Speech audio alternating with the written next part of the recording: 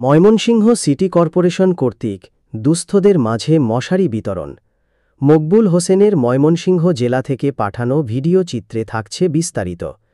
আজ ১৫ই নভেম্বর শনিবার বিকেলে ময়মনসিংহ সিটি কর্পোরেশনের প্রশাসক ও বিভাগীয় কমিশনার মোহাম্মদ মুখতার আহমেদ ডেঙ্গু সংক্রমণ প্রতিরোধে দরিদ্রদের মাঝে মশারি বিতরণ কার্যক্রম উদ্বোধন করেন।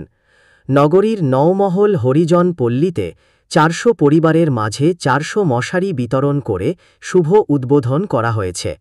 এ সময় উপস্থিত ছিলেন সিটি কর্পোরেশনের প্রধান নির্বাহী সুমনা আল মাজিদ, স্যানিটারি ইন্সপেক্টর দীপক কুমার মজুমদার সহ সিটি কর্পোরেশনের বিভিন্ন পর্যায়ের কর্মকর্তা